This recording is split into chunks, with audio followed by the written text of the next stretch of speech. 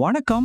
இன்னைக்கு நாம ருத்ரன் கதையில ரொம்பவே பரபரப்பான 3வது அத்தியாயம், அதாவது உயிரோடு இருக்கும் நிழல் பத்தின ஒரு முழுமையான எக்ஸ்பிளைனரை தான் பார்க்க போறோம். ஆரம்பத்திலே சொல்லிக்கிறேன், இது சும்மா சாதாரணமான மிஸ்ட்ரி கிடையாது. ஒவ்வொரு செகண்டும் நம்ம ஹார்ட் பீட்டை எகிர வைக்கிற ஒரு ரோலர் கோஸ்டர் ரைடு. வாங்க இந்த மர்மங்களுக்கு பின்னால என்னதான் இருக்குன்னு அலசி ஆராய்வோம். சில அழைப்புகள் வாழ்க்கையை மாற்றும், சில அழைப்புகள் வாழ்க்கையே அழிக்கும். இந்த ஓப்பனிங் லைனை படிக்கும் போதே நமக்கு என்ன காத்திருக்குன்னு புரியுது இல்லையா? ஒரு ஃபோன் கால் ஒருத்தனோட வாழ்க்கையை எந்த அளவுக்கு புரட்டி போடுன்னு இது ரொம்ப ஸ்ட்ராங்காவே சொல்லுது. இங்க ருத்ரனுக்கு வைக்கப்பட்டிருக்கிற குறி எவ்வளவு சீரியஸ் ஆனதுன்னு இந்த வாரிகளே நமக்கு வார்னிங் கொடுக்குது. இது வெறும் வார்த்தைகள் கிடையாது, ஒரு பெரிய ஆபத்துக்கான முன்னறிப்பு. சரி, இப்போ நம்ம முதல் கட்டத்துக்கு போலாம். நள்ளிரவு அழைப்பு, மர்மத்தின் ஆரம்பம். நைட்டு கரெக்டா 11:58. ருத்ரன் ஒரு மர்மமான நம்பருக்கு தொடர்ந்து கால் பண்றான். ஆனா அந்த நம்பர் சுவிட்ச் ஆஃப்ல இருக்கு. சரியா 2 நிமிஷத்துல, அதாவது நைட் 12 மணிக்கு அவனுக்கு ஒரு SMS வருது. அரசு மருத்துவமனை, பிளாக் சி, தனியாவா. இதுதான் அந்த மெசேஜ். இந்த 2 நிமிஷ கேப்ல அவனுக்காக எவ்வளவு பெரிய ட்ராப் செட் பண்ணிருக்காங்கன்னு பாருங்க. அவனோட பதற்றத்தையே அவனுக்கு எதிராக திருப்பி அவனை அந்த இடத்துக்கு வரவழைக்கிறாங்க.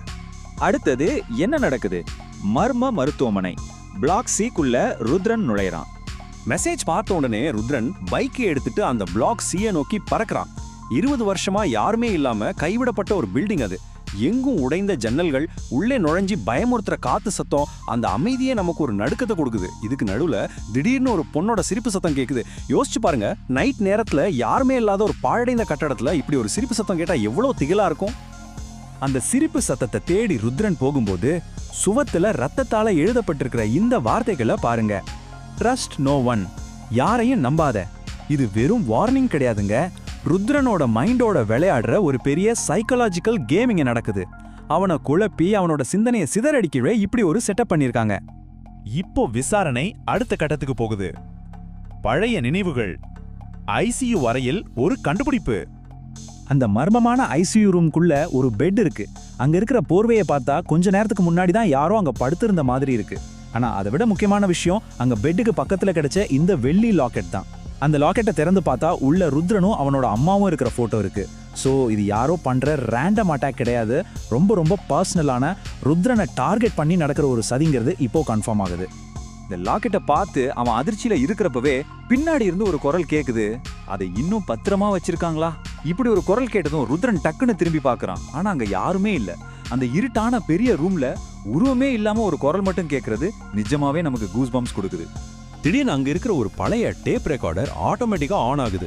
அதுல கேக்குறது ருத்ரனோட அம்மாவோட குரல்.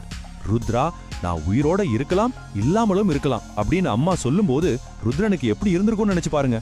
அதுக்கப்புறம் அந்த குரல், யாரையும் நம்பாத, குறிப்பா அப்படின்னு அந்த துரோகியோட பேரை சொல்ல வரும்போது கரெக்டா டேப் நின்னு போகுது, பவர் கட் ஆகுது.